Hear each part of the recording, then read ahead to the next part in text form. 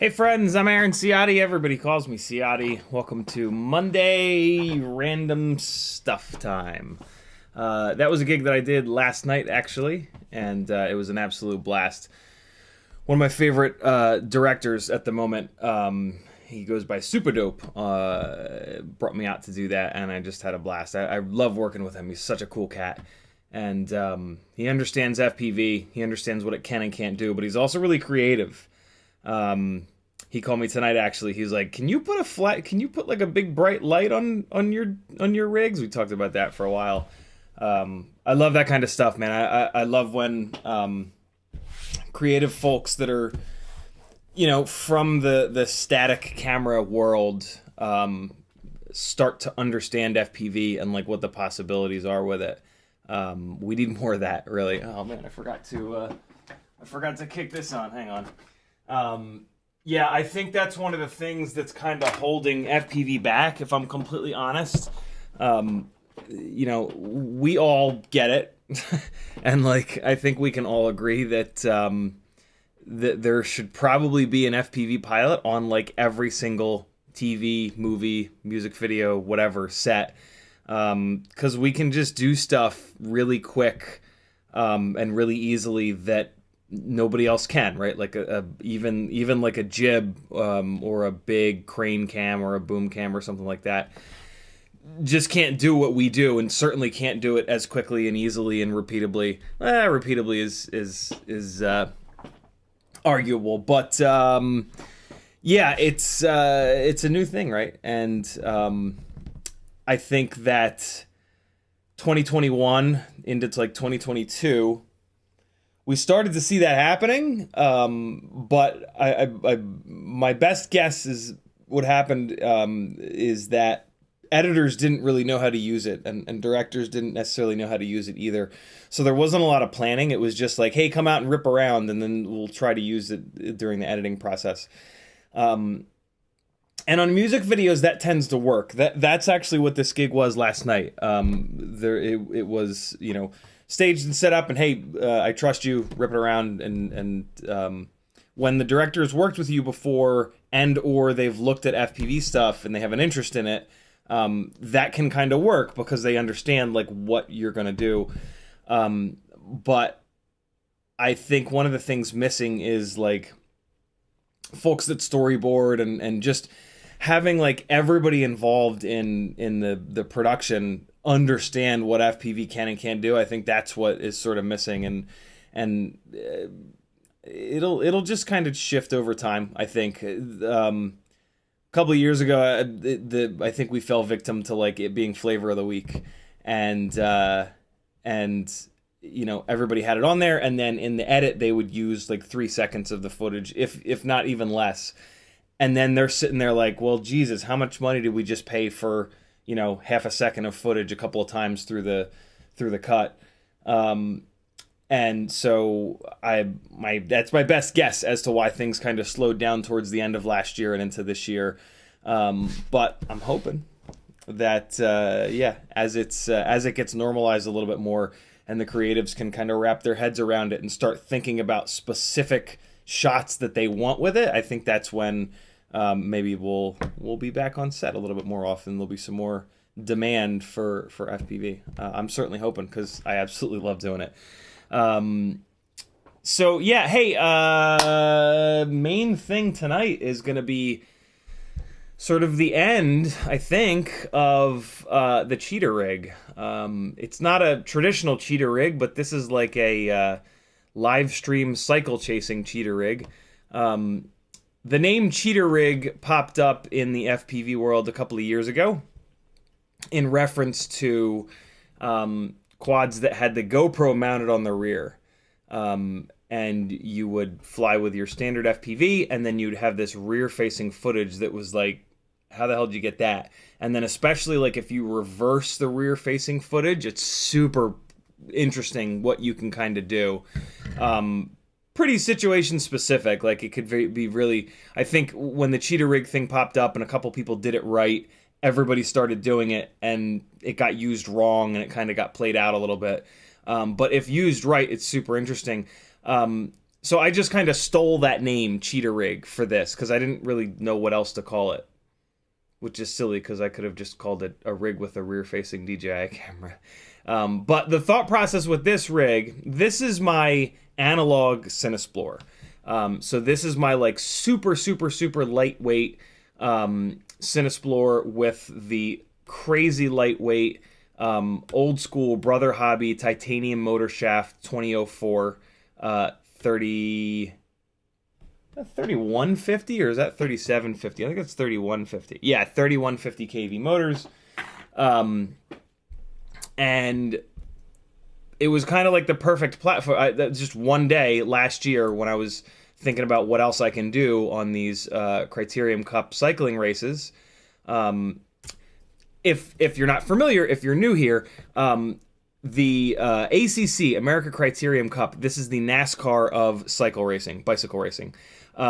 They found me last year and brought me out to shoot DJI Vista footage through my goggles into the smart controller into their TV truck on their cycling races.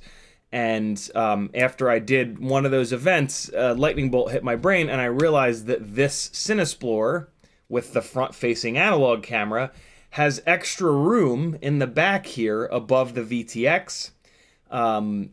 and I thought, shit, what if I put a Vista back there and then put a Vista on the rear? Can I then fly it in analog with the analog antenna up here, separate the DJI antenna as much as possible? I could have done it more. I could have taken this antenna and rotated it forwards to get it farther away. And basically fly it analog, swoop down past the leaders, and get a front-facing shot of the lead group or the peloton. Wouldn't that be kind of cool?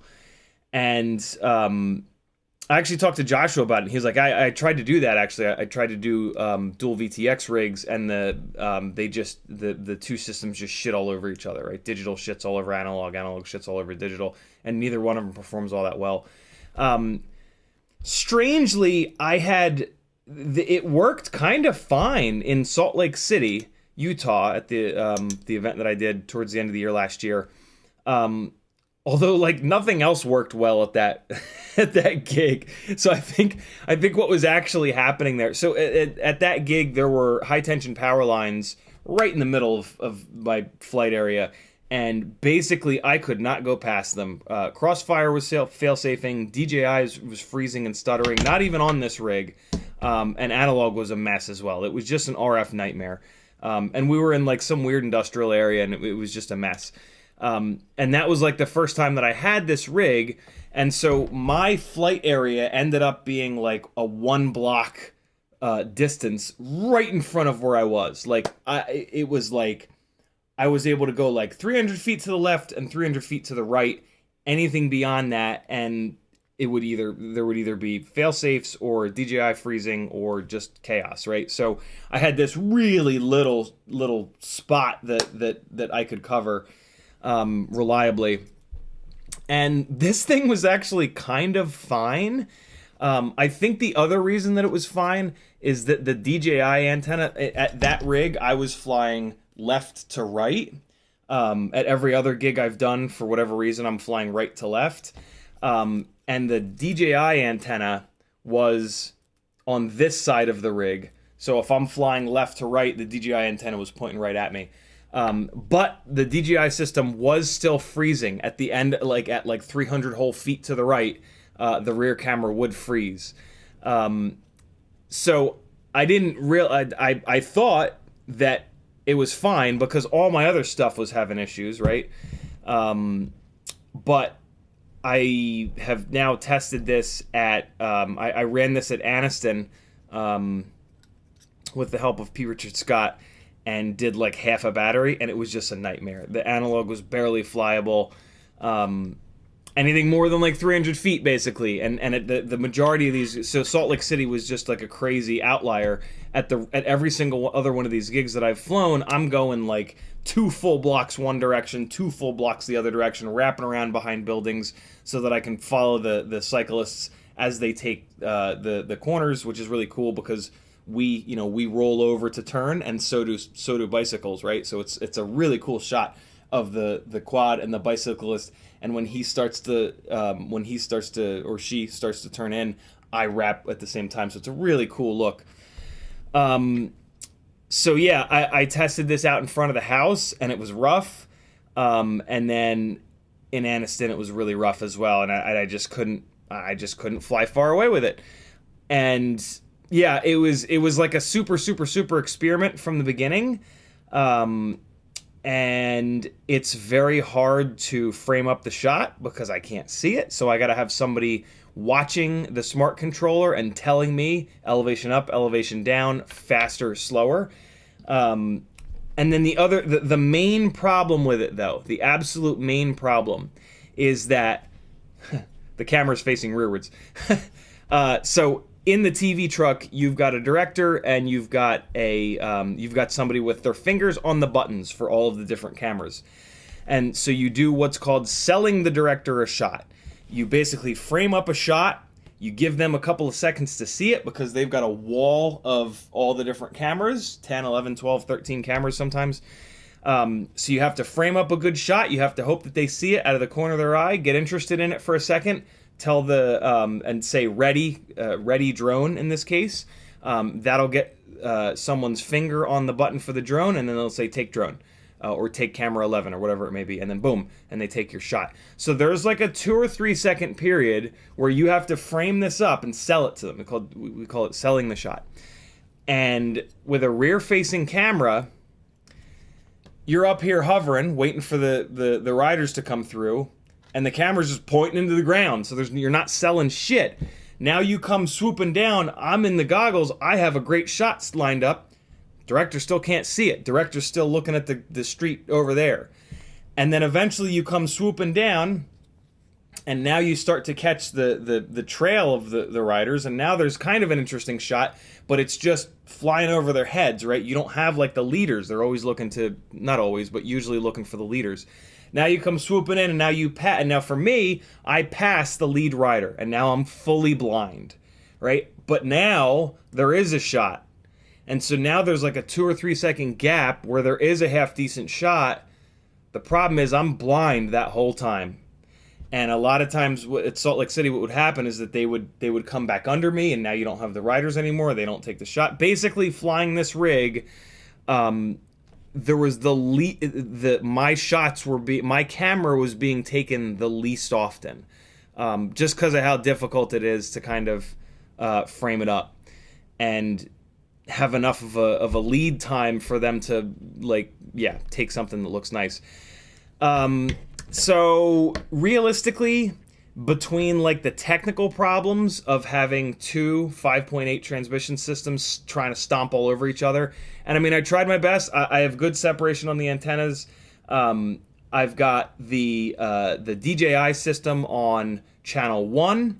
I've got the analog system. I did that backwards, but the analog system is on race 8. Yeah, there are some illegal channels that are higher than race 8, but I think the main problem is just that it's 2 transmission systems on the same rig. And I mean, Joshua tried it as well. He couldn't get it working either.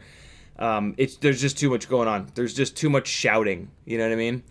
BugsFPV says, why can't you do dual DJI? That was actually the same idea that Patrick had. The one problem is going to be weight. It's going to get even heavier. It's already very heavy. This rig is like, without a battery, it's over 250. And so, right, can't really be up in the air with it as it is. So yeah, weight is a definite problem. How hard is that going to draw on VBAT and on the battery, right? And then the other problem is, where the hell do you put it, right? Like, I would have to literally mount the other Vista externally, or I guess I could just run like 40 millimeter tall standoffs on this thing, and then maybe like stack the 2 Vistas on top of each other. But yeah, packaging would be really tough. Packaging is what you call it when you're trying to fit stuff in something. It's a word in the car world that gets used a lot, right? With cars, they have to package all kinds of shit inside of a box, inside of 4 wheels, and an exterior metal thing. So yeah, I think 2 Vistas would maybe be the answer, but I don't know how that would work, man. I don't know how two DJI antennas sitting right next to each other would really do. Obviously, you'd run one on channel 1, run on... it's kind of like when you fly DJI with somebody else and you stand near them, it's a fucking mess, right? You have to stand like 10 feet apart from other pilots that are on DJI goggles. I think it would be even worse on the quad, right? Like, why wouldn't it be? Like, these are the antennas that are shouting really loud. On the goggles, it's just sending telemetry packets, basically, right? And it's still a hot mess. So I have to assume that that 2 Vistas would be shitting all over each other as well. So yeah, I think it's time for this to kind of get torn down, and so we'll take some screws out, and I'll kind of show you guys how I had this set up if you want to try to do it for yourself. One of the thoughts that I had is, I wonder if a Vista and then walk snail would work. And from a packaging standpoint, that would actually be easier. What I would do is I would move this over to an AIO. So I would just have a single stack AIO in the front of this thing, and then I would put the walk snail VTX on top of it. I think it would run into the same problem. You know, just because it's like a different system, I don't think that really means that it's going to scream any less. You know, it's going to have any less just blasting of 5.8, right? Their walk snail is still 5.8. So I don't technically think that would work, but that would certainly help with the packaging scenario. I would just have to rip this thing completely apart, take the 20 by 20 stack out of it. That would kind of suck. So yeah, it was... From day one, it was a total just like, this is a cool thing that I can do. And like, to be really honest, like, I was really looking to show off. So I did the first event in Anniston, and then after that event, I was like, yo, this is what I want to do. And they loved what I did, and they were freaking out about it. But I really wanted to like show them that I'm serious about this. And this was like a cool way of doing that. And I was able to message him and say like, hey man, when's the next event? I got something that I'm cooking up. It's going to be a rear facing blah, blah, blah, blah, blah, blah, blah. To just kind of let them know that, you know, I'm the guy. Don't go with anybody else. Like, I'm the guy that really cares about this, and I'm going above and beyond and blah, blah, blah. And it certainly accomplished that. And they were, you know, they were interested in this. And as I've been having technical problems with it, they've been like, oh, okay. And then, like, you know, they don't really get it, but like, you say all the words and you sound all smart and fancy and technical, and they're like, oh, cool. So yeah, I think that it was, I had a blast with it. It was a really interesting kind of build, and a really cool little experiment. But there's just too many things, right? There's just like kind of too many things that make it not really work all that well for what I'm doing. And yeah, I mean, I think the realistically, the biggest problem with it is that it's just there is no battery that I can put on this that will keep it under 250. And yeah, we gotta play ball. And so time for this to turn back into the lightest, best flying Cinewhoop in the world. And we'll start to kind of fart around with that here tonight.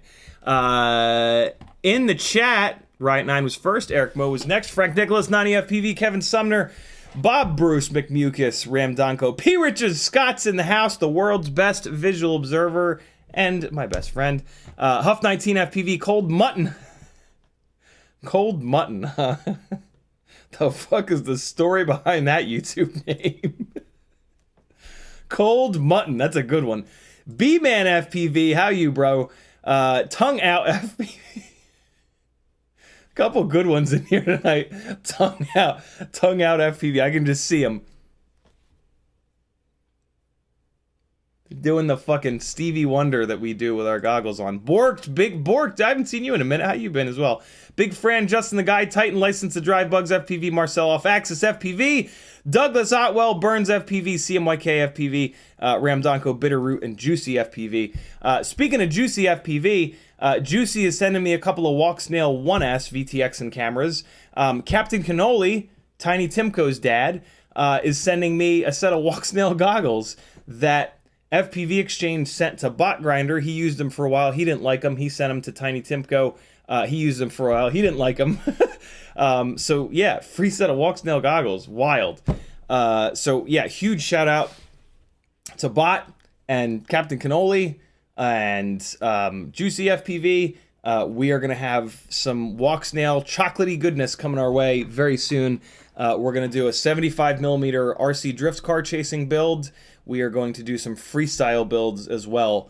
I might even put it into... I don't know what I'm going to put it in. Does Walk Snail have a 20 by 20 VTX? I don't think they do. Maybe they do. Yeah, I don't know what I'm going to put it in. I'm going to wait until I get it and see how big it is, and we'll put it in some stuff, though. We're going to have a full-on freestyle... I'll probably put it into a ripsqueak, to be honest. Oh, I know what I'll do with it. I'm going to put it into this. Yep. So this is my V2 ripsqueak, and the V2 ripsqueak is set up down here with these little guys for 25 by 25s. So I will put an AIO in here. I will pull this 20 by 20 stack out, put it in something else. Actually, what I'll do is I'll just take this whole squid out of here. Maybe I'll leave the motors. I don't know. We'll see.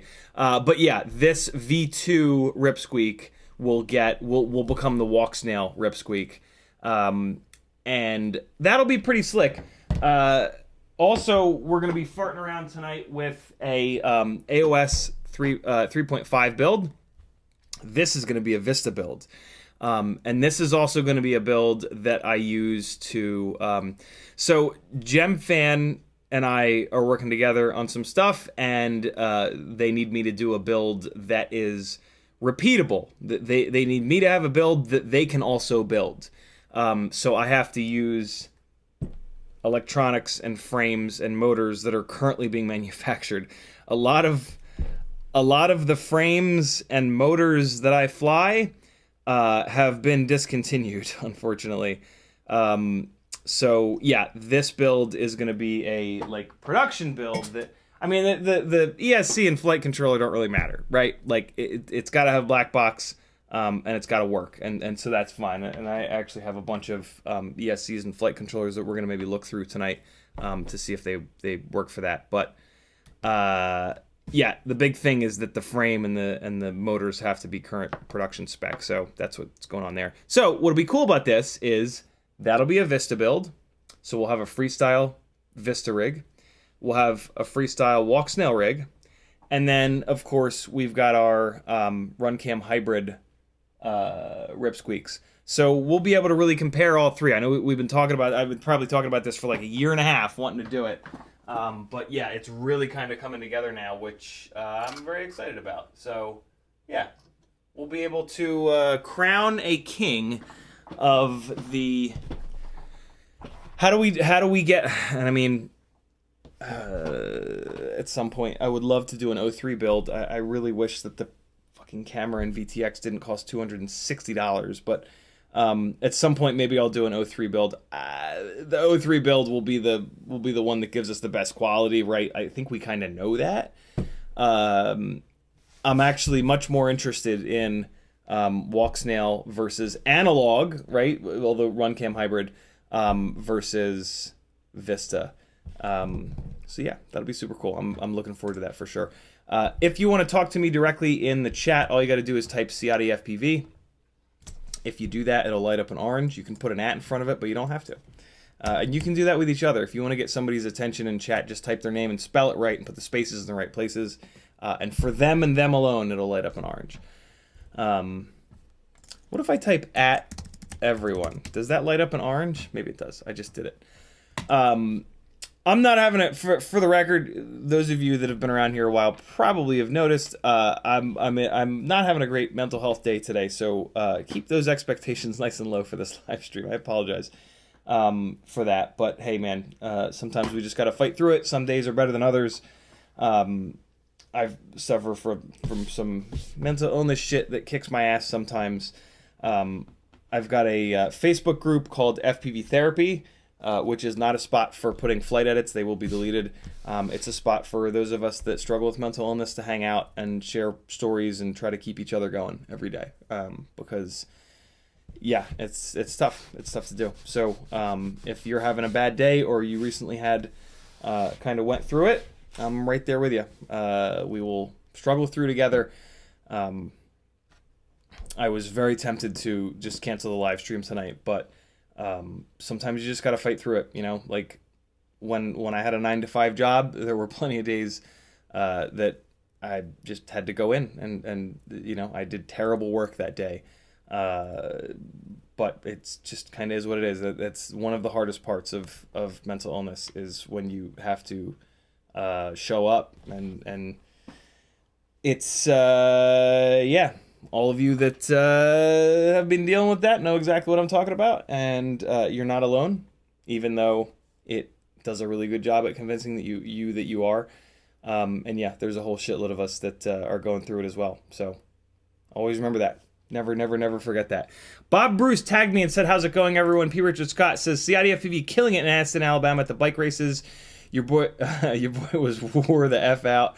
On edge for 45 minutes stints at a time. Then, of course, after all the races, the best are the last." He killed it. Thank you so much, Patrick. You killed it as well, man.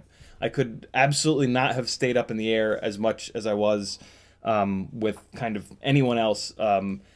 It's real, like, so at these events at this point, like I tell the event organizers, like, yo, I have to have a PA. Like, you have to just give me a human being to manage my batteries and keep them on the charger, and just be visual observer.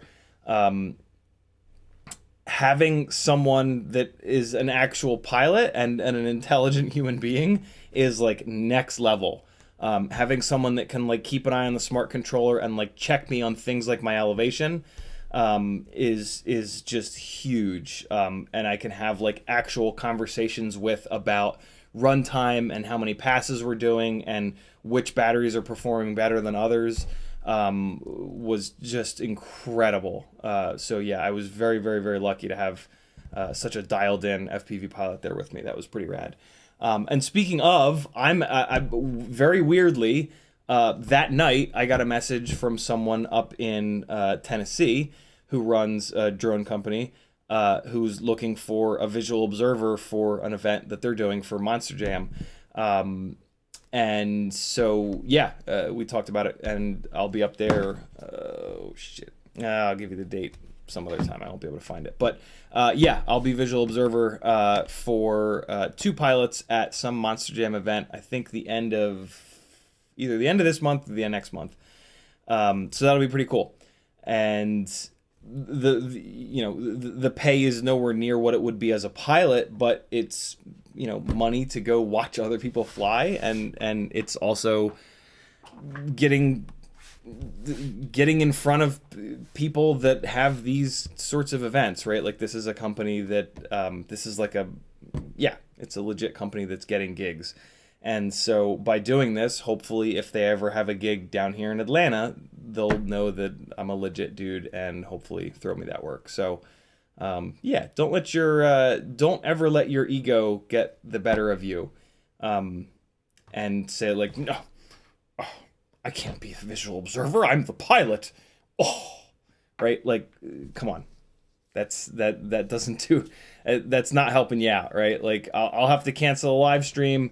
And there's a chance that maybe like between now and then, there's a chance that a flying gig for me would pop up. So there's a chance that I'll make less money that weekend, but you got to think of it in terms of like long term, right? Get in front of people that are getting more gigs than I am, and maybe that leads to something in the future, and then it was totally worth it. But yeah, that'll be super cool. I'm excited for that. B-Man FPV says, what's up, fam? Justin the Guy says, howdy, folks, and CiottiFPV, how y'all doing tonight? CMYK says, what's up, CiottiFPV and Gangly Gang?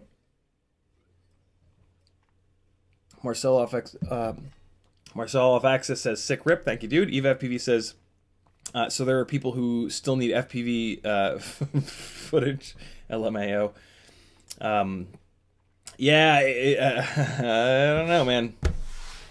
2 years ago, it was all happening. There was I didn't have to do anything. I was just sitting back, just letting the Instagram messages come through. Like, yo, I need you on such and such a date. Great, I'll be there. Yo, I need you on such and such a date. Great, I'll be there. It is really slowed down. Some people it hasn't slowed down for, but I've been talking to a lot of people that it has slowed down for. So I don't know. I don't know what's going on. Still trying to figure it out. Ramdago says, nice shots. Great talent working with it. Thank you, dude. And yeah, I actually didn't get the name of that artist. I'm usually pretty good about, this is kind of like a last minute thing though. I'm usually pretty good about like talking to the director and like, hey, who is this? And I'll try to like listen to some of their music and get like a feel for what their vibe is or whatever. But this was a pretty last minute thing. So I don't even know the name of that artist. But yeah, he was good. He was not afraid of it. Sometimes people are like, because it's, it's loud and I'm fucking throwing it around and stuff. But yeah, this guy was really good to work with, and as was a bunch of people on set, a bunch of the crew that I'd worked with before. It was really nice to see them.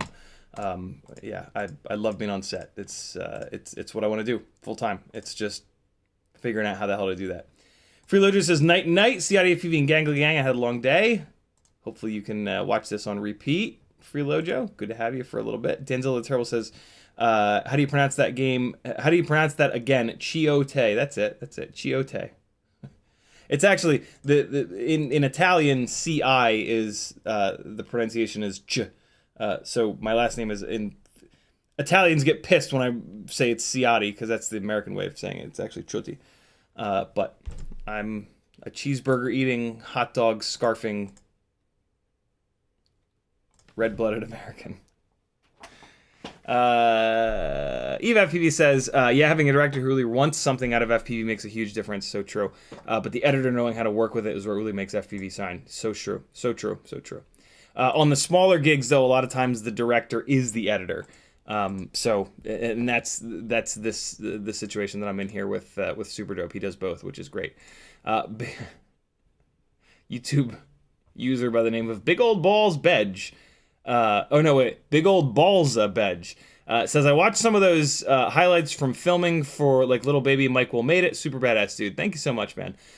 Yeah, on my Instagram, for anybody that hasn't been over there, there's I have like a little highlights thing that has some of my best stuff, which is pretty slick. So like no, that's not it. How do I get to my own? There it is. So yeah, this is the one here, live event.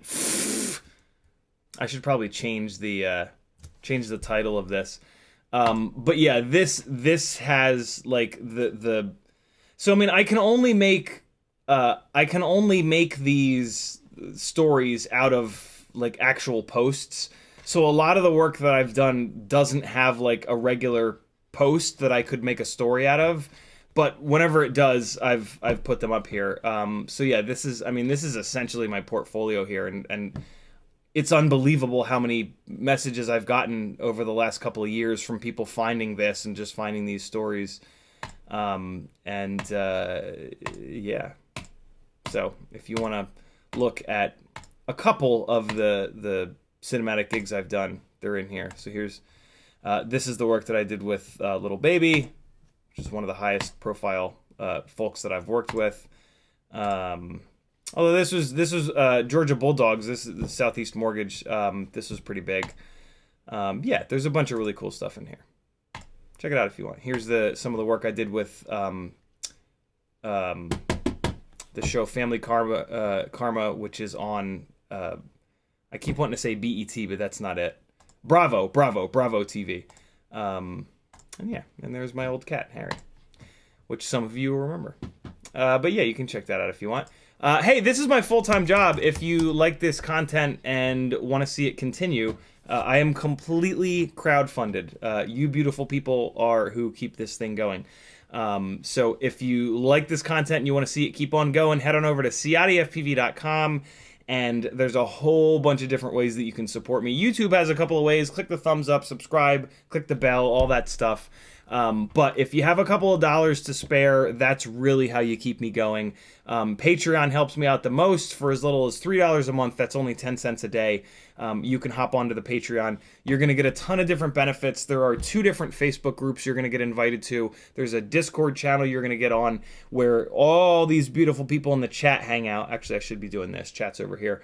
The folks that have latched onto the content that I produce are more similar to me than should probably be legal. And they are great pilots, great builders, great troubleshooters. So it's a really unique group of folks that are kind of into this like FPV 102 thing. They're all people that have, they can certainly get you up in the air, but our little group, which we call the Gangly Gang, we are about refining FPV and taking primarily micros, but I mean, we all have 5-inch rigs as well. It's just with 5-inch rigs, it's so easy. Like, there are just combinations and pro pilots with setups that you can just copy verbatim and have a 5-inch rig that flies brilliantly. Anything smaller than 5-inch, though, is not like that at all. Even like 4-inch rigs. I mean, it's the Wild West. And there's a big old group of us that are bouncing ideas off each other, putting flight footage up, asking questions. And I'm the leader of that band of merry little idiots. And so yeah, that's what you're gonna get over on the Discord page. It's awesome, great people, great conversations, and plenty of shit talk. Not much, but a little bit. So yeah, like I said, Patreon definitely helps me out the most, but there are a bunch of other ways that you can buy yourself some stuff and support me as well. Over on Etsy, I have a little store with some super fun stickers and some random M2 hardware. I also have a bunch of M3 hardware. If there's something you need, shoot me a message. Up at the top here are all my socials: Instagram, YouTube, Facebook. I think this is Patreon. There's even an email. So yeah, reach out to me if there's something that you need. I might have it. I probably do have it, to be honest. It's just, do I have enough of it to kind of hook you up with a bunch? Over on Fiverr, you can actually work one-on-one with me if you really want to kind of take it to the next level and accelerate your knowledge in FPV as quickly as possible. This is how you do it. You work with someone that's been in it for 7 years, one-on-one, and you ask them all of the questions that you've got, or you let me kind of walk you through some stuff. The things that I can walk you through are helping you fly better with flight instructions through the simulator. I can walk you through how to tune without black box. This is tuning by ear and just tuning by setup and whatnot. And I teach you what to do. Like, I'm going to get your stuff tuned, but I'm going to explain to you what we're doing every step of the way to educate you. And then I'm going to give you a path moving forward. Move this slider up and down if you change propellers or motors, or if you start banging the rig up and it starts to sound nasty, is an example of that. And then build planning is something that I can walk you through. I have a big list of questions that I ask you. Where do you fly? What do you fly? What are you doing with the footage? And the answers to all those questions are going to let me dial in on the perfect rig. What's the right frame for that usage? What's the right motor? What's the right battery? Top to bottom, so that you build something that suits your specific needs, which is kind of the only reason to do a custom build. If you just don't care and you just want to fly, buy a bind and fly. They actually cost less than the sum of their parts. It's insane. If you're going to do a custom build, the reason to do a custom build is to build it to your specs for your specific usage. And I'm going to be able to help you do that, because I have wasted probably tens of thousands of dollars at this point on, maybe not that much, but at least $5,000 on parts and ESCs and flight controllers and frames and motors that suck or are great. And I would love to share that knowledge with you. I try my best to share that knowledge on these live streams. It's one of the reasons that I've chosen to go with live streams as my form of content that I produce, rather than edited videos, where there's a lot in between the lines that gets lost. So yeah, take advantage of that. I've got a little Teespring store with some shirts. You can show the love if you don't have enough FPV apparel. PayPal, if you want to do a super chat but you don't want YouTube to take 30%, I'm fine with YouTube taking their cut. They give me this platform to stream on. But if you don't want that, I've got you covered. And then I've got a whole bunch of affiliate links which are free to use. If you're doing an order on any one of these websites and you change your bookmark to my affiliate link, or just remember to click my affiliate link before you check out, I will get a small percentage of your total order, and it doesn't affect you in any way. We Bleed FPV, Newbie Drone, FPV Cycle, Amazon Good FPV, Oh My God, HD0, Flywoo, Emacs, Banggood, Camera Butter, AliExpress. You guys do an amazing job using these affiliate links. I'm so appreciative. It is very, very cool that you remember your buddy, your gangly buddy, when you're buying some shit. And then down the bottom of the website, there's some fun stuff. Just kind of fart around and click it. You'll get a laugh. All right, so we left off with big old balls of Bedge's comment. Now we're going to do Ram Donko says, does altitude work? Well, is that a setting? I'm going to go with yes. There's my answer to that. Focus FPV with a $9.99 super chat. Thank you so much, dude. He says, CiottiFPV, any O3 direct out to on air.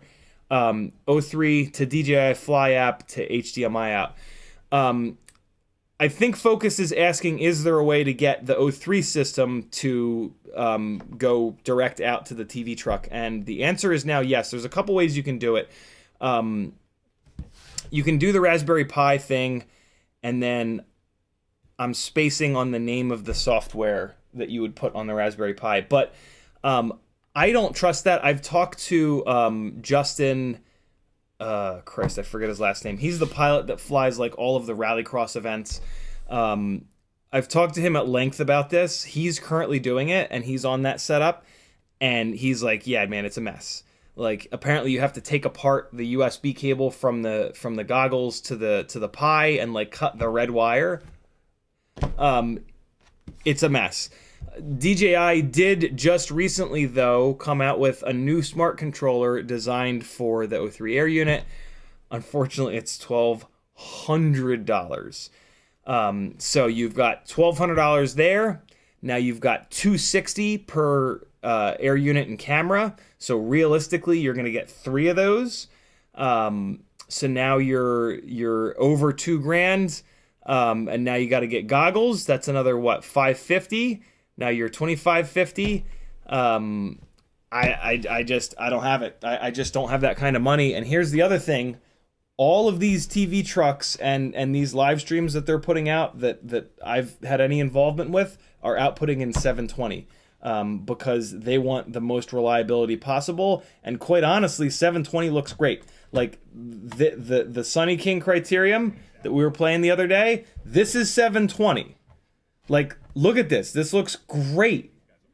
So until they start asking me for 1080, which is what the O3 Air unit will do, why? Like, what? Why am I going to spend $2,500, $3,000 to just dump it down to 720 and output it in or for them to dump it down and output it in 720? This looks phenomenal. Like, not one person involved in the crew or any of this has complained in any way about the quality of my video. The one complaint that I've gotten about quality was in Miami Beach, where the issue was when the sun got really low and it was beaming in between the buildings. When I would go from open shadows to direct sunlight, it was flaring the lens on the DJI cameras in a way that like didn't look great. O3 wouldn't have done that any better. It would have done the exact same thing. And to solve that, I've been working with one of my sponsors, Brain 3D, on a little tulip-shaped lens hood for the DJI cameras, and that would be the fix there. So yeah, at some point, I'm sure I'll get the request. And to be honest, what I'll do is say like, hey, my current setup and ACC and NCL, the two organizations I'm working with, they've wanted 59.97 frames, 720. So that's what my entire current setup is. If you can build it into your budget, we can certainly upgrade, and I'm willing to put the hours of work in to do that in my custom builds. But it's got to be budgeted for that system, and see if I can get them to pay for it. That is something that apparently in this world is not unheard of, to have the organizers cover. So we already do this weird shit where you don't invoice with just your day rate, you invoice with your day rate and then gear rental. Even if it's your own gear, like they have to rent the gear out from you. It's very strange and kind of stupid. If I'm honest, I don't love it. Just like, so yeah, they already have like that in place where they're used to like renting gear out from you. Yeah, apparently it's not unheard of to ask them to cover a bunch of gear costs. So yeah, that's kind of where I'm at. I don't know, maybe if I start to get these gigs more often and I've got $2,500 laying around, I would upgrade on my side, but why, right? Like they're happy with the Vistas. The Vistas are locked in. I've got the smart controller. Everything is like good, with this kind of stuff, especially like, so I'm flying these things above the heads of the leaders. God forbid something weird happens and it goes down. Like there's 30 riders, 40 riders behind it that could potentially have a big pile up. It's all about reliability, right? And the Vistas and this system that I've got is ultra reliable. It's just like good to go. Everything works. It's been tested for years, right? And like that's king. The O3 system, I still hear weird shit about it, right? And it would be nice to wait until it's like completely locked down and like good to go. So yeah, that's kind of where I'm at with that. Great question, Focus. I appreciate you letting me kind of talk about that, because that's something that we haven't talked about over the last couple of days with all the Criterium Racing talk. BugsFPV says, why can't you dual DJI? We talked about that. Great question. Steve E says, it was definitely the location. And so Steve E I met in Salt Lake City, and he ended up basically being my visual observer. It was great. Stevie is actually the reason that I realized I absolutely need a PA, but he is also who convinced me how nice it is to have a PA visual observer that is also an FPV pilot. So that was super, super, super cool. He says it was definitely the location of Salt Lake City, analog DJI, and especially Crossfire, all unstable at times. Cell tower at the finish. That's right. There was also a cell tower right there. Cell tower at the finish line near you, and 140 kilowatt power lines. Crossfire had problems. ... Yeah, it was brutal. That Salt Lake City though was also where I realized what a good idea it would be to throw Express LRS receivers in some of these rigs, which I now have. My main rig, the QAV Pro, has 2 receivers in it, a Crossfire Nano receiver and a Express LRS, the new Happy Model 1 with the external antenna. I have tested the ELRS setup, and I know I told you all that I was going to actually test it at Anniston, but I didn't. Sorry. We had to park like 3 blocks away, and I left the laptop in the car, and I just didn't feel like dealing with Speedy B. So yeah, I didn't test it. I apologize. I will at some point though. I will for sure do a really nice. So one of the things that I do at these gigs is get there early and start testing stuff. And what I'll do is I'll put a rig up and I'll run at really low elevation around my flight path. And then I'll just push really hard towards the end of the flight path to see how far it'll go until it fail-safes, and then run and grab it. I did it this time. Luckily, Patrick hung out like way down the side, so I was able to fly it down low, and he like walked with it basically. And I didn't let it fail-safe because DJI got so blocky that that was it. Like that was the end of the range, and that's kind of the point here, right? Like, and at the time, Crossfire was only on 25 milliwatts. So yeah, Crossfire on 25 milliwatts was like, yeah, we cool. And DJI at 700 on 25 megabits per second started to get ultra blocky to the point where like the truck wouldn't be able to use that anymore. So yeah, the thought process behind Express LRS is, God forbid there's this, I'm in a situation where the RF is really nasty. Maybe for some reason there's more garbage on 900 than 2.4. I can swap it over and see if I get better range with ELRS. So yeah, but it is a cool, these gigs are a perfect opportunity to get like a baseline test and to test them both out. I have not put, I've been a little lazy about putting well, it wasn't laziness at first. At first, a bunch of people were saying that WTF OS would, if you put it under your goggles, they would no longer work with the smart controller. And then a couple of people said, no, it's bullshit. But I wanted to test it for myself. So I have now tested that. Eva FPV helped me test that out. So yeah, now I know that that's not true, and it is fine.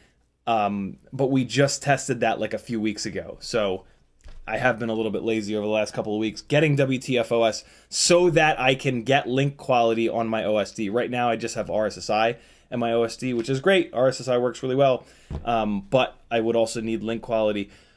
Although here's the problem, is that Crossfire and ELRS's link quality are just completely different. So like realistically, I would need to fly the damn things until they fail-safed. And Crossfire and ELRS are almost certainly going to outrun DJI. So how the hell do I get it to fail-safe? I guess I turn 25 milliwatts wouldn't do it. I don't even know if Crossfire will go lower than 25 milliwatts. So I don't even really know how to do it, right? So, yeah, I know I've kind of promised that, but the more I think about it, the more it's like, well, I don't think there is necessarily a way of doing that has any kind of control to it.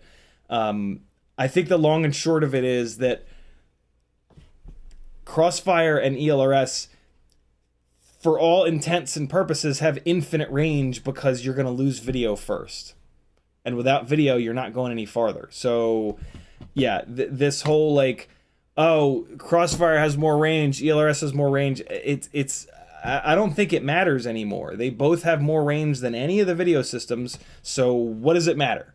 Pick which one you want and go with it. I have Crossfire on everything, so it's here to stay. I'm not spending $300-400 on ELRS receivers and 2 weeks of my life ripping every single rig apart and swapping. It just doesn't make any sense. As much as I would love to kind of get off of all TBS products, it's not worth the time to do that when Crossfire still works fantastic. It's simpler. It doesn't take 2 days to bind like ELRS. That's an inside joke. So yeah. No One FPV says, have you thought about using a laptop setup with capture cards, OBS, and picture-in-picture setup with the ability to swap images in the goggles? I've thought about it, but it's just, there are so many layers of failure built into that. That's just, yeah, in my opinion, that's not a good idea. Flying above these athletes, we want as simple and as locked down and just like dialed in of a setup as humanly possible. Also, like a lot of these gigs, I have to fly to them. So I try to have the cleanest, simplest, backpack of stuff that I can put in the overhead bin so I have control of it and it doesn't get lost in, God knows where. So yeah, I don't bring a laptop. Because the truck has a bunch of laptops in it with internet. And yeah, I just try to keep everything absolutely as slimmed down as possible just for all those reasons. Reliability is the big thing, though. It's all about being ultra reliable. If these rigs, these gigs pay very well. And so if they pay very well for you and you come out and your shit don't work, that's probably the last gig that you'll be working on. So yeah, it's all about staying, for me, at least in my opinion, it's all about staying very simple, very slimmed down, very slick, high speed, low drag, as I used to say back in my airsoft days. And yeah, dealing with like capture cards and OBS and all that nonsense is the complete opposite of that. That would be fun for like, if I wasn't being paid to do it and it was just, screwing around. But yeah, as soon as there's budget and you're getting paid to do it, it's like, hey, delivering good enough quality shots that they're looking for over and over and over and over and over again is everything. That's what they want. They want a camera up in the air every single lap, if possible, delivering shot. It's much less about being super fancy, especially because like just having a camera in the air that's able to go 30, 35, 40 miles an hour and track the athletes, that is enough. like that is plenty. They are so happy with that. And like, the announcers constantly are just like, man, these drone shots, so good. And that's just front facing camera, simple, just get it up there and focus on flying rather than trying to be super, super, super fancy. But this was a fun little project, and I'm glad that I did it. No One FPV also says, yes, there'd be latency for you, but maybe it'd be doable with picture-in-picture. You'd see both camera views. Yeah, I mean, that would be super fun. Like, if there was a way to do that reliably, that would be super, super, super interesting. But yeah, I think we talked about it enough. It's a great idea, No One FPV. I actually had not thought about doing it with OBS. I'd thought about all these other weird ways of doing it. But yeah, it'd be an interesting way of doing it with OBS. Bugs FPV says, would the system work better, though, if you could get it all to fit? Would the system work better, though, if you could get it all to fit? I think maybe we were talking about double vistas, and I think we already kind of covered that. I think they would shit all over each other, and it would be a mess. If I'm not reading that correctly, Bugs, tag me again and ask it in a different way. Marcel Alfaxis says, too bad you can't put the analog VTX on the front. I could. The location of the VTXs, though, is fine.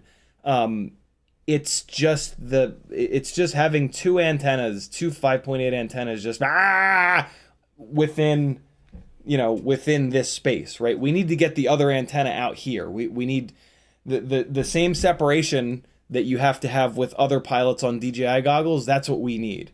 So I would have to put one antenna out the back on a 4-foot extension and the other antenna out the front on a 4-foot extension, really, for it to work, I think. So, yeah.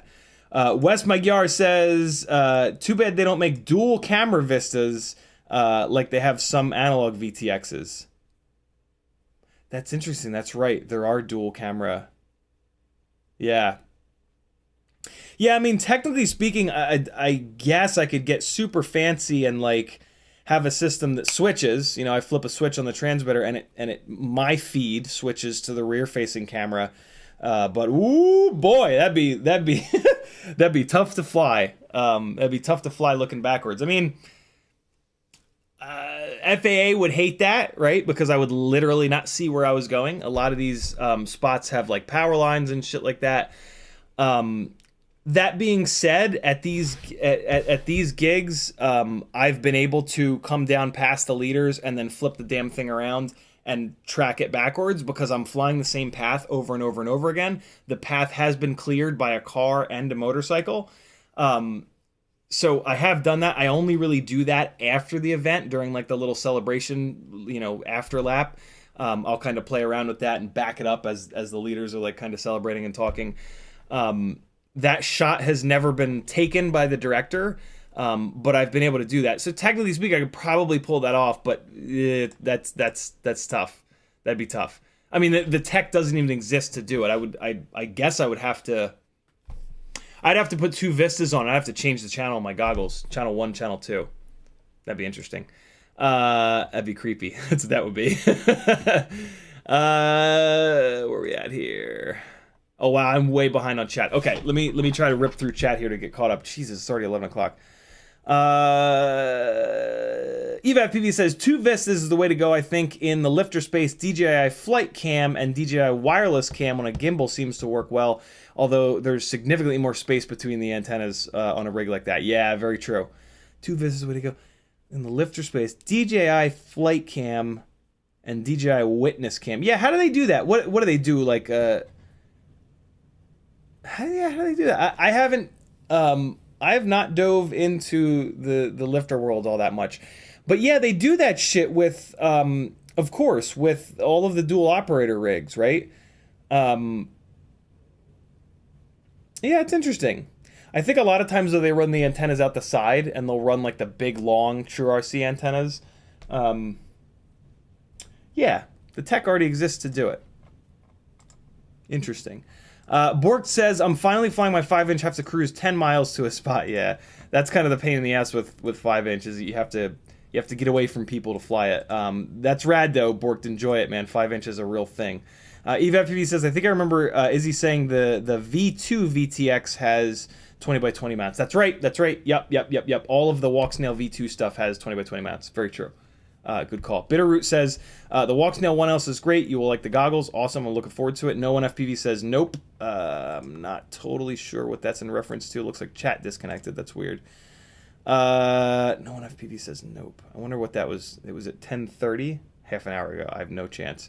Riot9 says, not lit up in orange. With a little up arrow.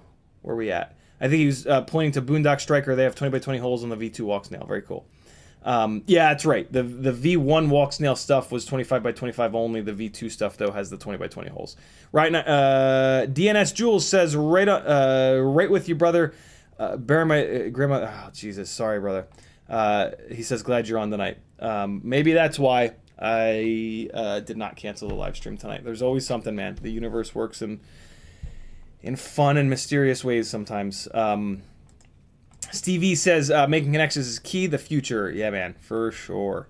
EVFPV says, do they need 2 visual observers for that? Because I'm available and need cash. I will ask. Yeah, I don't think so because they've already got... I don't think the guy that hired me is flying FPV. Yeah, I don't know. I will ask him though. Ben Veltman says, I'm hooked. Had my first flight with Tinyhawk 3 today. I have a lot of growing to do, but when but when I outgrow this, what should my next step be? Tinyhawk 3. You know, Ben, I mean, that's a great question. The answer to that question, in my opinion, is surrounding where you're going to fly. When I got into this hobby, for the first like year and a half, I did not build a 5-inch rig because I did not really have a good spot to fly 5-inch rigs, and I wanted to fly as many batteries as possible to just get good. And so what that meant is 2-inch rigs, tiny whoops, 2.5-inch rigs, 3-inch rigs that I could fly in my apartment parking lot off my balcony. And that worked really, really, really well for me. If you've got a spot where you can rip a 5-inch that's, you know, on your way to or from work or close by to wherever you live, that's awesome, right? And 5-inch rigs fly better, period. They're the best performing rigs that we've got. So yeah, it's kind of all about that. And the spots that you fly are really important because you'll burn them out and you get sick of them. So let that drive your decision, in my opinion, of what to fly. Tiny whoops are great because you can always fly, like you can fly them absolutely everywhere. So that might be an easy next step. But yeah, let your location drive what you build, and your flying spots drive what you build, in my opinion. Denzel the Terrible says, flying gigs ain't the only ones slow right now. Yeah, that's true. That's true. And I mean, it kind of makes sense that FPV stuff is having a little bit of a hard time right now because the economy is kind of in the shitter, right? You know, we had a crazy person kind of for 4 years that did some wacky shit, and we're paying the price now. So it kind of makes sense, right? FPV is a very like super niche, like fun extra add-on. So of course that's gonna suffer a little bit. And yeah. CBP says, I ordered my first Tiny Whoop Mobula 6 this morning. Any advice, first things to do with it? Plenty, and they are all in one spot over on Joshua's website, fpvknowitall.com. You're going to come up here to the Ultimate FPV shopping list. I have done, that's not the right one. You're going to come up here and you're going to go to Tiny Whoop FPV drones and parts. I have designed this page. I've written most of the text and thought up and developed all of the combos on this page. So you're going to scroll down a little bit, and this is my freestyle builds. So that read through this. This is going to explain everything, and then here's your upgrade path right here. And the base rig that you want to buy is a Mobula 6 here. So yeah, work through these, and I have a bunch of text in each individual item here as well. Make sure you read through that because it's all really good info. If you want to go the race route, here's a race build for you. Read through this, and here's the most popular kind of race parts. And then I've even got a 75mm rig in here if you want to do some flying outside, and some info on that as well. So yeah, there you go, brother. It's all kind of worked out. I've spent hours and hours and hours and hours and hours thinking through all this stuff, and it's all kind of there for you. Hey, this fella, Raizu, shot me a couple of messages here. He's up in Poland, and he has designed some really cool little Tiny Whoop chargers, parallel charging boards with white PCBs, which I just absolutely love. I'm going to drop his website and socials in the chat in a second. But yeah, very, very cool stuff here. They're not fully assembled because we solder anyway, so you can build your own and you can make sure that your solder joints are clean. It's also, this would be a great little practice soldering kind of setup here. So he's got this one with 18. You can charge 18 1S batteries at a time from your big boy charger, and then he's got this tiny little one that's got 3 on either side. It's like the smallest possible little parallel board that you hook up to your big boy charger with a balance lead and an XT60, and away you go.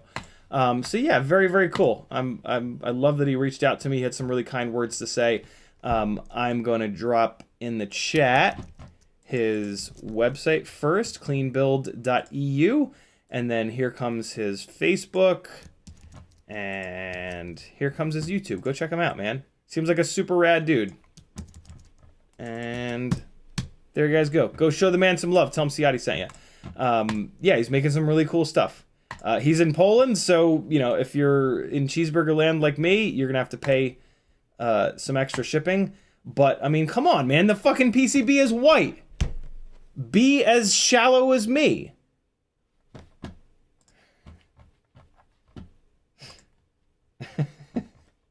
It's not shallow, but, you know, it's silly.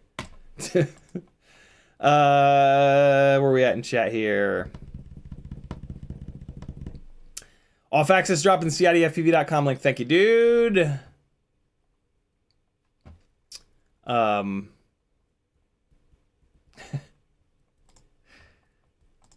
me share something with you guys. So every once in a while I get emails from people that tell me what an asshole I am.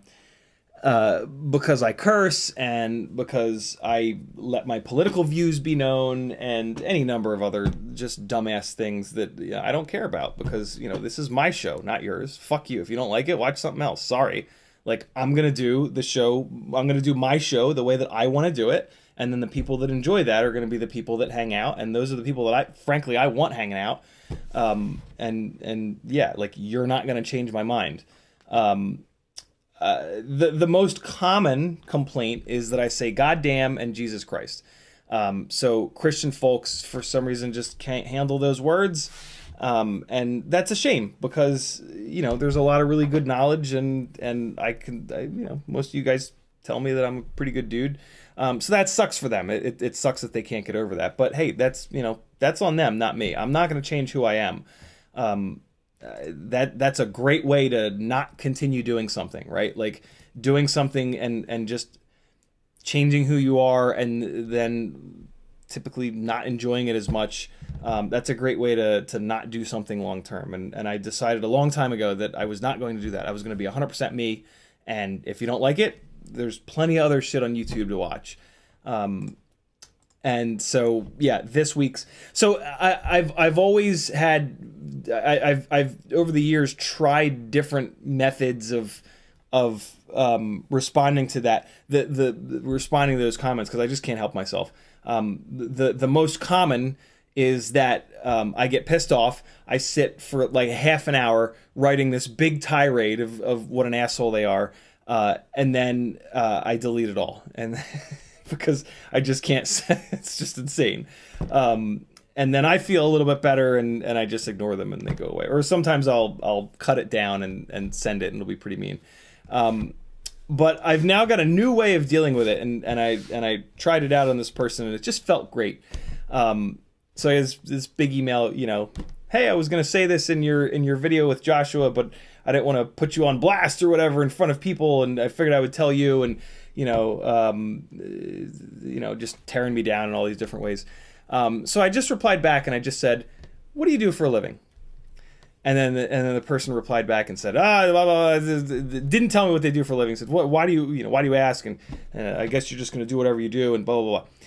And so I replied back to that. And I'm going to read it to you. I'm actually going to read it to you. I sent this to Bot Grinder and he just thought it was the most hysterical thing ever. I replied back and he said it's irrelevant. You know, I'm not sure how that's relevant here. It was the first part of his reply, right? So I replied back was, it's relevant because I was going to offer you some unsolicited advice on how to do your job better so that you could see how that feels. And that was it. And that's what I said. And it looks like he got back to me. And he said, cool. All right. He says, okay. That was pretty good. Exclamation point. That was kind of my point. Is your job really pushing a political point or maybe to bring us all together for FPV? Because that's what your strong points are. Just saying, I don't hate you, bro. Just wanted to maybe help. And so that so the topic of the email was was maybe helping you succeed, and like I don't know. I try not to be an asshole, but it's hard because man, am I good at it. No, I try not to be an asshole, but if someone asks you for advice, give them advice. If someone doesn't ask you for advice, probably don't give them advice. Just like as a human being on Earth, especially if they're not really like hurting anyone. You know what I mean? Like if someone's hurting another person or whatever, I don't know. But like, yeah, if somebody doesn't ask you for advice, 99% of the time, don't give them advice. Like, they're living their life, you live your life, and like, that's that. Nice and simple. I cannot explain to you how insulting it is to get these emails. And like, I know I need to be better about that. But even people that are better about it, deep down inside, they are extremely insulted because they have worked very, very, very hard to get to the point that they're at, especially in something like this. Like, I have sacrificed a fucking lot, and I have watched hundreds of hours of other live streamers to figure out what works and what doesn't. And like, I have worked my fucking ass off to get to the point that I am at, sitting right here, right now. And yeah, it's just super insulting for someone to know that they can help you out, right? And to like, so watch that is my recommendation to everyone, because like when you do that to someone else, that person will never respect, like, I don't know if that might be, no, they're never gonna respect you again. It just, you're not doing at all what you think you're doing. Like, you think you're trying to help, and you think that they're gonna be appreciative of that. And even if they get back to you and say like, hey, thanks for the feedback, that's not what they're saying inside their head, and unless they're a infinitely better maybe I'm just an asshole, I don't know. But yeah, take pause. If someone wants advice, they will ask for it. If they're not asking for it, usually don't give it, because they probably don't want it, and they probably know way better than you do how to do their job, and they've probably been told everything that you're going to tell them 100 times by other people, and thought about it before those people ever even told them, right? So, yeah, just watch that, because it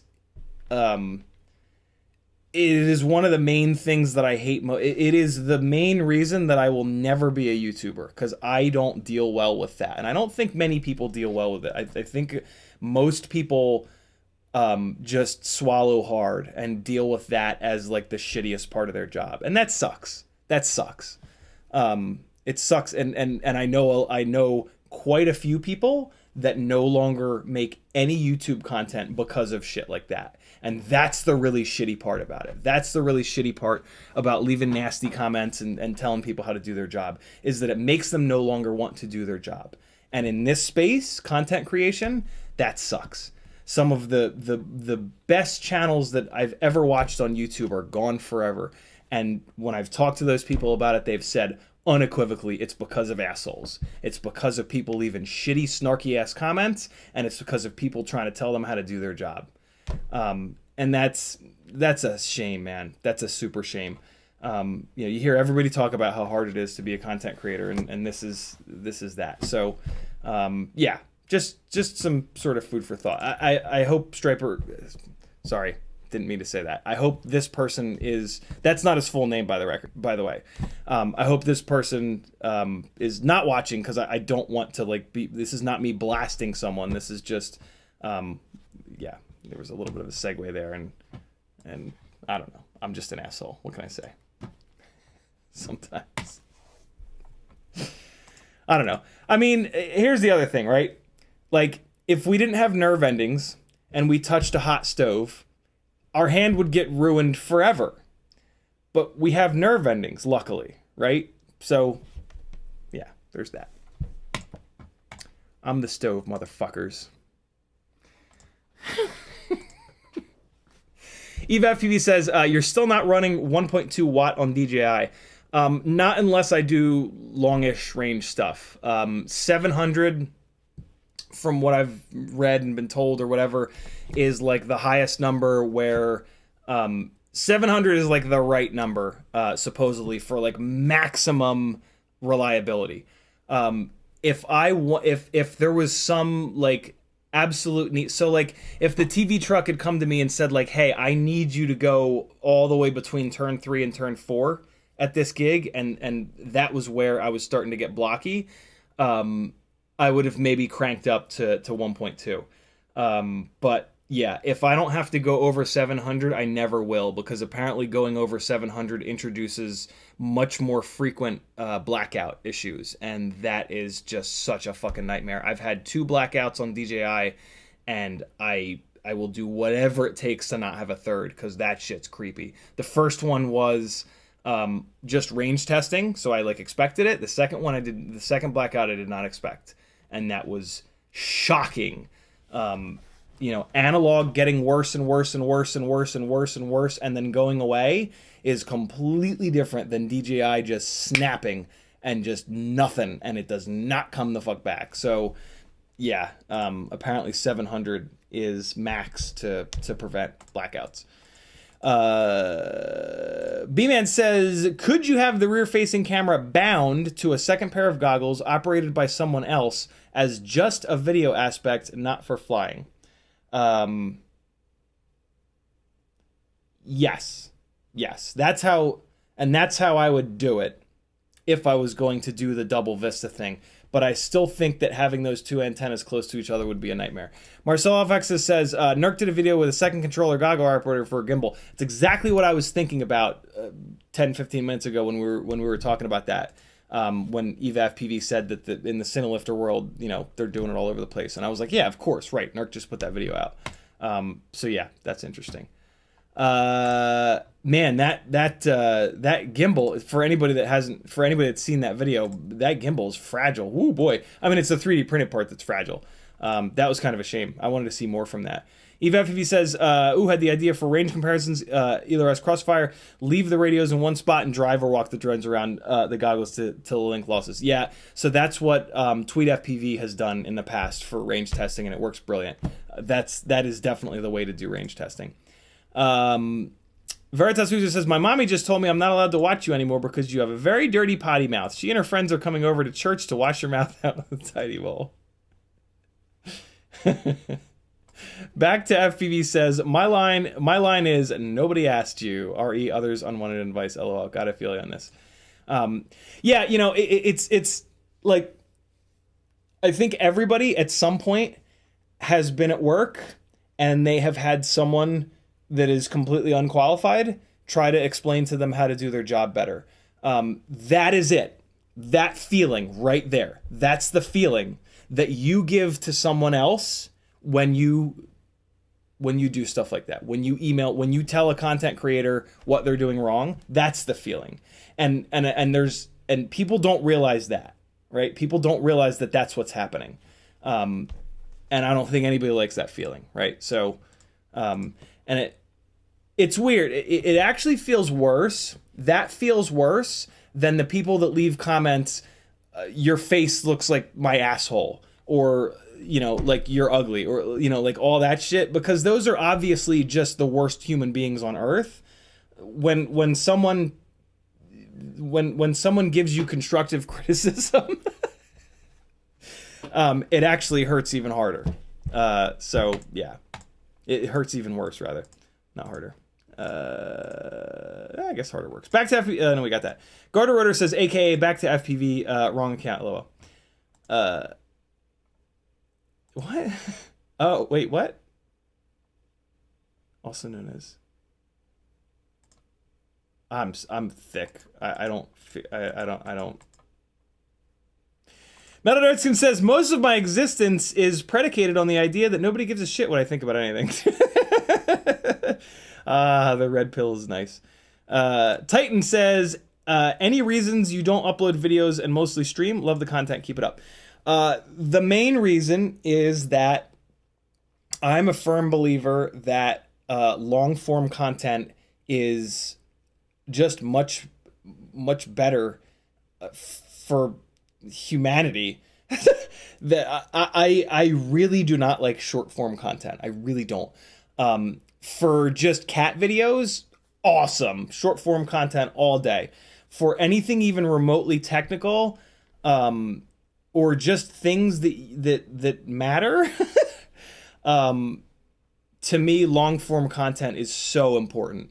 And yeah, there is so, like with FPV, short form content is a cancer in my opinion. So many people waste so much money and do like sketchy, dangerous shit because of short form content that it will, to me, it'll be like the thing that kills FPV. Long form content is the only way to get an actual conversation going where you can give a proper answer to a question or a need or a situation. So yeah, I just, there's just no way for me to edit down a 10-minute video that gives the full picture of what's going on when it comes to like so many things in FPV.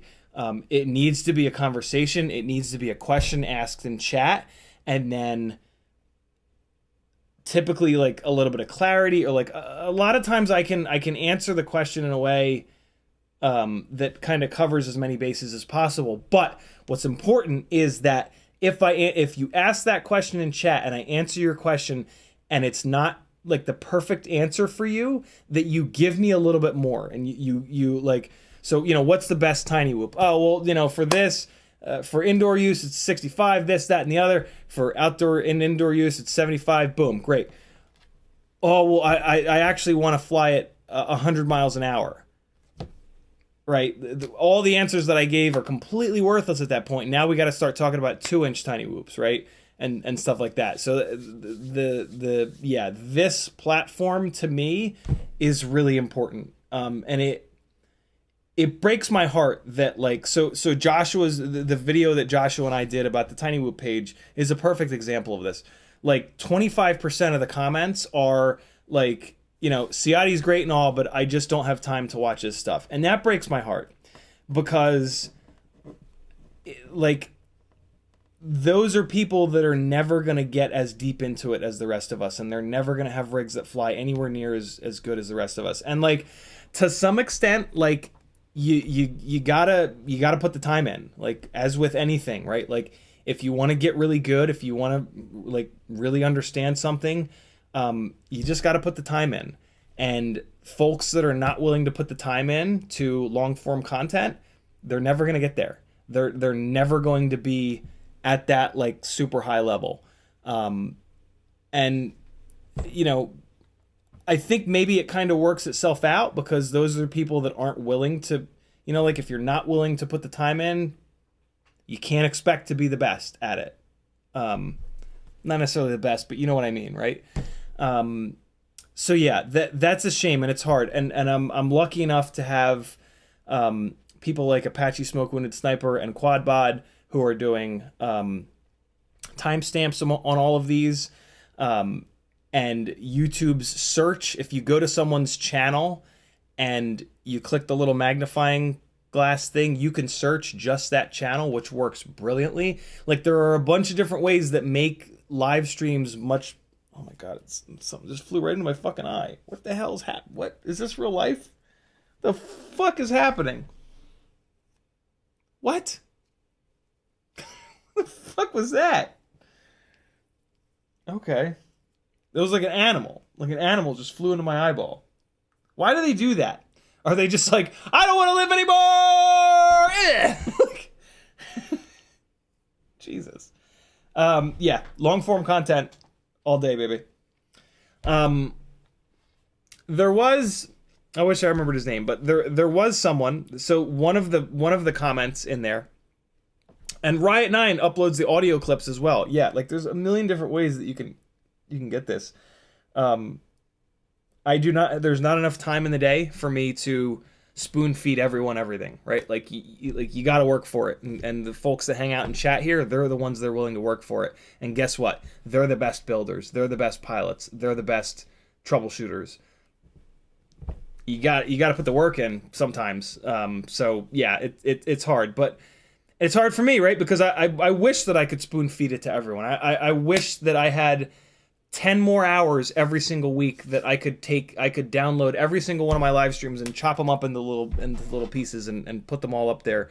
But I don't, and that's okay, because it sort of works itself out, right? Like, you want to get really good at something, got to put the time in. And it's incredible to have a chat and a Discord filled with people that get that and are willing to do that. And that's pretty rad. That's what makes our little community so special. Is that we're a group of people that are so obsessed with getting really good at shit that we're willing to put that time in, and that's pretty slick. And at the end of the day, to be really honest, those are the people that I want.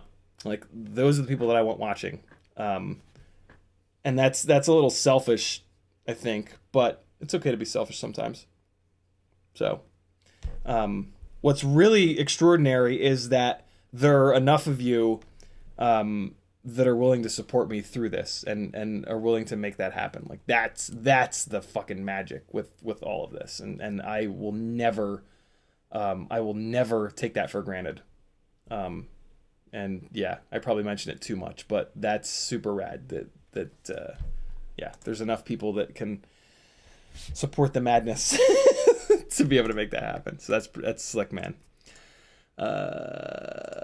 Julianne Dan says, I'm looking into making a walk snail whoop. Are you going to be making one as well? What specs would you recommend? Julianne, I am, yeah, you're going to be seeing that over the next couple of weeks. Can you wait for me to do it live, or do you want me to break it down now? If you're looking to like buy shit tonight, I can try to give you a shopping list, or you can wait. The stuff is in the mail, so it's going to be like end of this week into next week. Everything says, "Fuck it, let's do it live." So yeah, I don't know quite yet. I have a pretty good feeling. I'm pretty sure that I have it all worked out, but I don't technically know quite yet.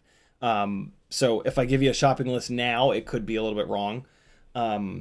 But yeah, that is coming. So let me know if you can wait. If you can't wait, that's fine. I'll give you a little bit of a shopping list. Actually, there already is a shopping list, and it's on Joshua's site. It's the 75mm build on Joshua's site. So right now, the shopping list that I would give you is exactly this. The 75mm freestyle build. There it is. This is it. So these 1002 23,500 kV motors are overpowered on this analog rig. And I think this is absolutely the right motor to pick up an 8-gram walk snail setup. So this is going to be the motor. You're going to go with these 1608 tri-blade props. You're going to go with these 450 mAh batteries. You're going to go BT 2.0 and antenna, whatever. So yeah, this is it. This is my current thought as to what's going to be the right setup. I'm going to try to do this build on a high KV 802 with bi-blades, and we'll see. I am cautiously optimistic, but I don't know if it's actually going to work. We'll see. I don't know if it's going to have enough grunt. I don't know if the motor is going to get too hot. But yeah, 1002s, that setup that I just showed you, that is almost certainly going to work. If that setup does not have enough power, I don't really know what I'm going to do. There are some, I think someone just came out with a 1003, but I don't think it's a high enough KV. I think I'll need to go to 2S at that point. I don't really know, but I'll bet you those 1002s will work really well. I bet you they will. Because, man, are they overpowered on an analog setup. B-Man says, I wish my ass could look like you. I'd shave my ass and learn to walk backwards. Jesus. Wes Magyar says, have one Vista be left-hand circular polarized and the other right-hand circular polarized. Maybe that's a really good idea, actually. It's a really good idea. We've played around, a bunch of us have played around with left and right-hand polarized to realize that it doesn't actually make that big of a difference. So that would be a tiny little improvement. Wouldn't be as big of an improvement as you'd think, unfortunately. Abraham says, talking about blackouts sounding like an alcohol use disorder. Titan says, okay, cool, we got that. I'm almost caught up on chat. Let me go. Shout out to Riot9 again for uploading the audio clips. Yep, that's one of the awesome benefits of Discord is that you get access to Riot9 and he strips the audio out of all these so you can listen to them as podcasts. EvaFPV says, "Oh my god, right? Short-form content is truly awful, and I hate how susceptible I am to it." Yeah, me too. I'll get stuck watching YouTube Shorts or Insta Reels sometimes. I can actually feel my brain rotting. Yeah, it's bad, man. Short-form content is bad for humanity. There's actually been like articles written about it. How nasty short-form content is for us as human beings. Bad. Lambo says it's all right to cry. Crying takes the sad out of you. It's all right to cry. It might make you feel better, as per Rosie Greer. Yeah, it is very much. Very much so. I am an extremely emotionally sensitive person, like way too sensitive. I try to think about it as a superpower as much as I can, but it's a lot. And yeah, men our society, our culture, especially here in America, says that men can't cry. And woo boy, not crying gonna fuck you up, son. Yeah, it's important. You can do it when nobody's looking. You can go in the fucking closet and do it. There's a lot of sad shit in the world, and training yourself to not cry without getting too deep into it essentially shuts off the mind-body connection. You're all up here, and you do not connect with anything below the neck, and that's bad. And that will, if you have any other mental illness shit going on, that will take you down a dark path. And we will leave it at that. But yeah, Lambo was, making light of it a little bit, I think. And it looks like it was also a quote, but yeah, it's a thing. Yeah, be like, don't bury your emotions. They will come back. I promise you, they will come back. Careful with that shit. Nani FPV says, "I'm doing that now with the HD0 0802 snowblowers, hoping for the best." That's going to be an awesome combo, Nani. That's going to be great. You're going to love that. Kevin Sumner says, "Right hand and left hand circular polarized not working for folks is fascinating. It's made a world of difference with the other dude I fly with, but we both fly HD0. I wonder if DJI Avatar benefit less." An easy test you guys can do is to just get, if you're RHCP, get a left-hand antenna and run it on your goggles, and you'll be like, "What the fuck? It's fine." Like it just works. I mean, it does make a difference for sure, but yeah, it doesn't make that much of a difference. It's kind of crazy. Julian Dan says, "Does the Mobula 6 AIO work?" I feel like I'm missing something, but I'm just going to say yes. It works great. It's actually the best. The Mobula 6 ELRS AIO is the best of the AIOs available to us right now, and it's the only one that I really recommend. B-Man rightly says, "That's how to be a sociopath 101. Yeah, for sure. Lambo says, "Thumbs up. Thank you, dude." Veritas Weezer says, "If somebody could tug on my heartstrings hard enough to make me cry, I would kill them all." Don't do that. Don't do that. All right. We got 20 minutes. Let's rip this rig apart a little bit. And I guess we didn't... I don't know if we're going to really talk about the AOS 3.5, but there's going to be a full build on the... Well, let me... So we already kind of talked about this, so I'll talk about the AOS 3.5 while I'm pulling some of the screws out of this. So, AOS... Well, you know what? No, I already talked about the AOS 3.5 so 3.52, so we're kind of good to go. But, yeah, the AOS 3.5 is going to be the next build that you see here on the channel. It's going to be a full tilt freestyle build. It's going to be on 1404 motors because, yeah, reasons. And what the hell's going on here? Hold on. Wow, that loosened up on the bottom there. That's kind of obnoxious. Yeah, so it's going to be 1404, 4500-ish kV. I think I'm going to do it on the Axis 1404s, maybe? I got to pick a motor that's like readily available. The Axis 1404s are only available on Newbie Drone.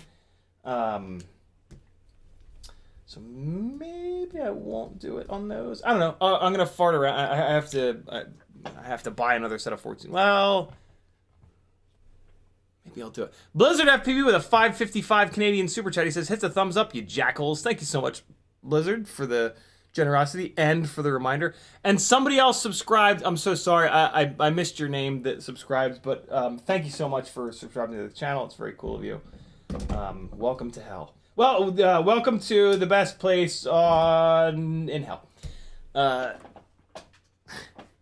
Thank you for the subscribe. Okay, so here it is, yo. Here's how you build a analog and digital rig that will not work well. It might work well. You can probably do a better job than I did. But here it is. We've got a little Foxeer toothless Starlight in the front. This is a working rig, so I put a 5-inch ESC in it. That's an Acon 35 amp 20 by 20 with a little capacitor hanging off the front. I got a little lazy with the capacitor, but I mean, I had the space, right? Like this is on 30 millimeter standoffs to clear the ducts. And the nano cameras are so little that it was like, well, it's kind of a weird setup, but shit, use the space that you've got in there, right? Like that's the rule number one with packaging. Got a little CL Racing Talon F7 flight controller there, one of my favorites. And then it's hard to see it, but there's a little 20 by 20 Rush, I forget what they call it, tank, I guess, down there on the bottom. It's really, really, really tough to see it down there. There we go. You can see it a little bit better on this side. You can see the red writing. And what I did is I actually put a little piece of heat transfer tape on the top of this Rush. What's really cool is that the top of the Rush is completely flat. The PCB is totally flat. So I put a little piece of heat transfer tape, and then I pulled the Vista down into it. So the two of them kind of share each other's heat. I don't know why I did that, but it worked absolutely fine. Maybe. I don't know. Technically, I could have maybe boosted the Vista up a little bit to get a little air gap between them, but the problem was I got the Crossfire on top here. It was you know, I could have put the Crossfire on top of the flight controller, but I really try not to do that because the gyros on the flight controller and like VH being something down, it can start to wiggle around and create its own little weirdness. So yeah, I chose to kind of do it this way. Heat really did not seem to be the problem. It was performing poorly from like the first second of turning it on. So heat didn't really seem to be the issue. And then in my box, I just happened to have these gray TPU printed things that worked perfectly for the mount. In the rear, you want down tilt, of course. Otherwise, you'll just be looking up at the sky.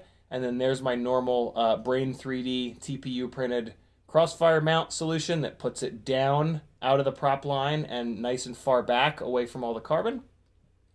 And then up top, the little Thingiverse antenna mount with the little zip tie on it and a little TrueRC OCP. And then, yeah, off on the side here is the little Rush Cherry antenna. What I should have probably done is take this guy and move it to this one and then put the antenna out the front here. That would have gotten a little bit more separation between the two of them. But still, there are so many other problems with this setup that it's just not worth it to really dive in any deeper and try to separate the antennas more. It's just, yeah, the main problem is that I can't, there's no slick, simple, easy way to get that rear-facing shot into my goggles so that I can kind of line it up and whatnot. And to be honest, I don't think that's as compelling of a camera angle as the chase. The chase shot is just, yeah, that's what they want. That's what they freak out. I can go up high and look down. It's the right shot to be providing in this case. And so this was a fun little experiment, but for so many reasons. And of course the 250 thing, right? Like there's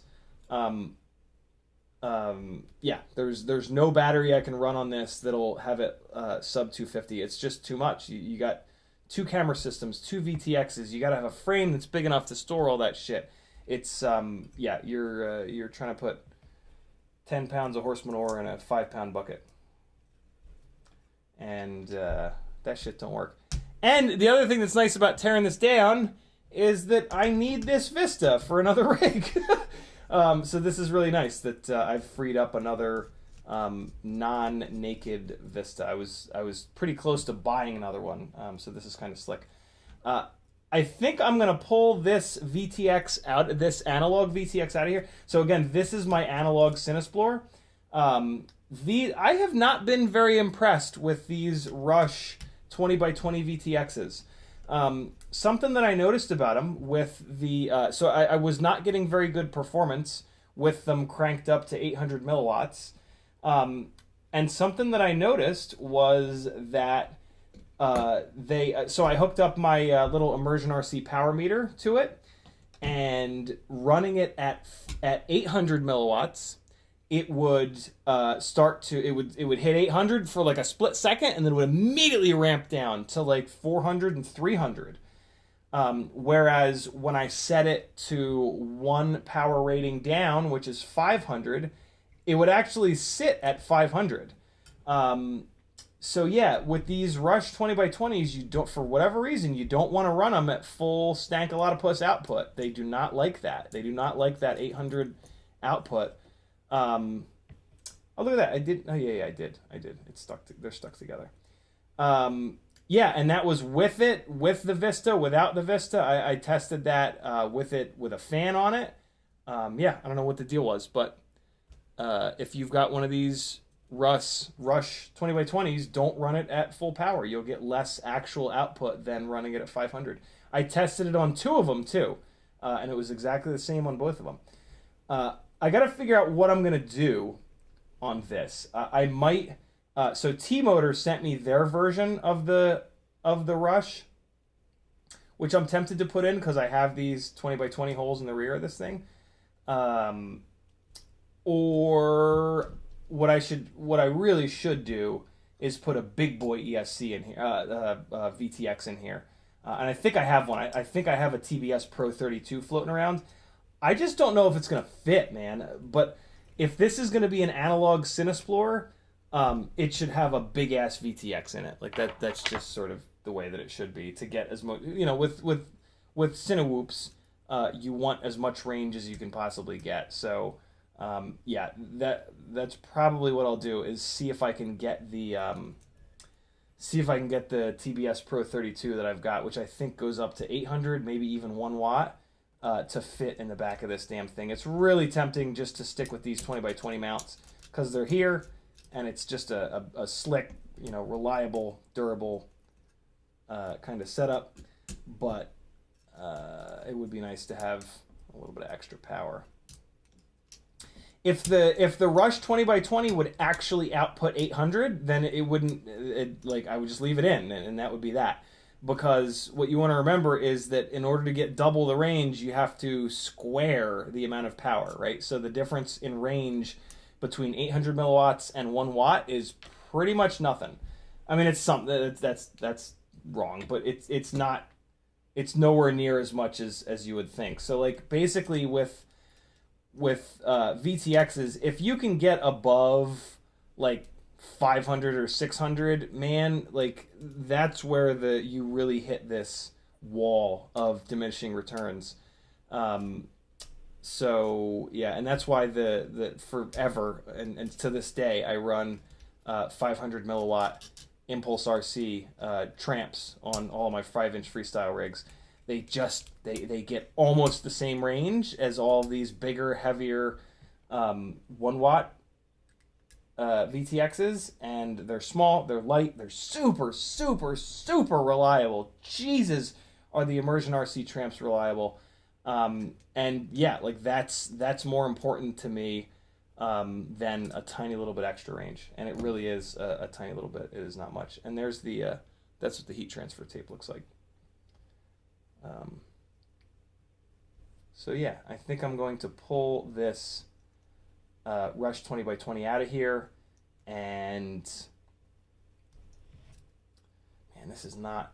I don't think that Pro 32 is going to fit in here. It might though. It might. I'll give it a shot for sure because yeah, If I can squeeze a little extra. I mean, especially, I'm getting this out because it performs so poorly. In theory, the T-motor version of this maybe will perform a little better, but I doubt it. I doubt it because it's probably just the same thing with a metal heatsink. And I mean, I guess maybe the metal heatsink is the thing that could make the difference, but I doubt it. It seemed like a It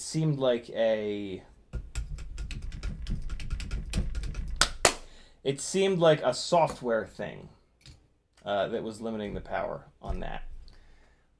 Here's the AOS 3.5. We got 8 minutes before the end of this live stream. Here's the AOS 3.5. In case you were wondering, you can actually build the AOS 3.5 upside down. Right now, this is upside down.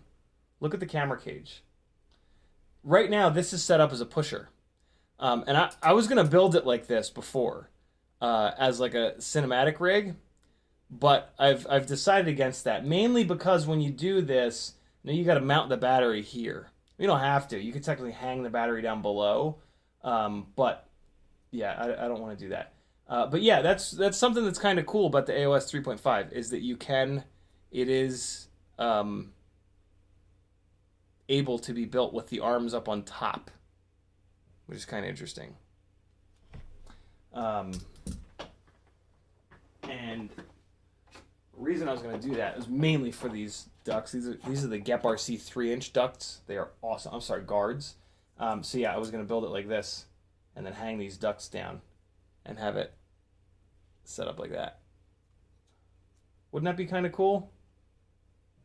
I don't know. Maybe I'll still do it someday. Once I have it built, maybe I'll play around with that. But for right now, I'm going to build it normally. So, I mean, I got to take it apart to build it anyway. So, I'll flip the arms onto the bottom. It's going to get a naked vista to keep... Well, maybe? So, something interesting about this build is that if I put those guards that I just showed you onto this, I could technically fly this at the Criterion gigs.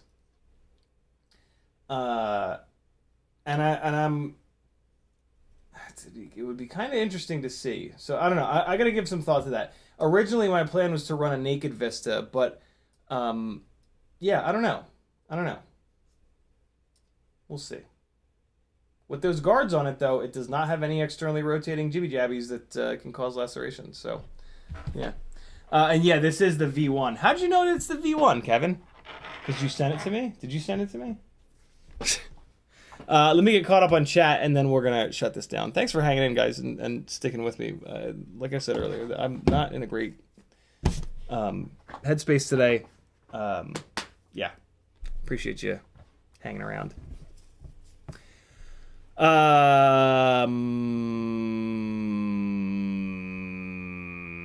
EVFPV says, it can definitely make a difference. Put right-hand circular polarized stubbies on the lifter just to rule out.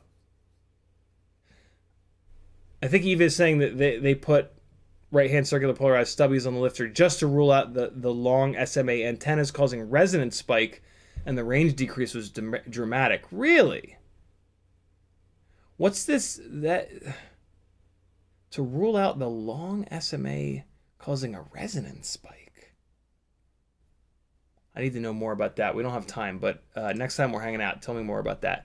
Kevin Sumner says, T-Motor F1404, do it. So I'm buying another set of those for the QAV Pro. It feels weird to buy another set of those. I feel like I would rather find another 1404 to test on this freestyle-ish build.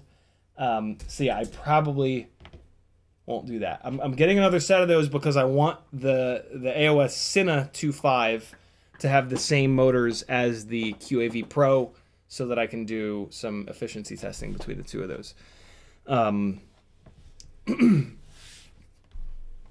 Yeah, we'll see. I'm not sure what I'm gonna do. You know, I'll tell you what I'm gonna do. I'm gonna put the Axis 1404s on this. I can almost guarantee you that's what I do because they're over there. Apache Smoke says, morning. What's up? Thanks for coming, brother. Denzel the Terrible says, the T-Motor 1404s come in sexy red like the AOS standoffs. If you don't look good, you won't fly good. Ain't that the truth? I think the Axis 1404s have a little bit of red in them too.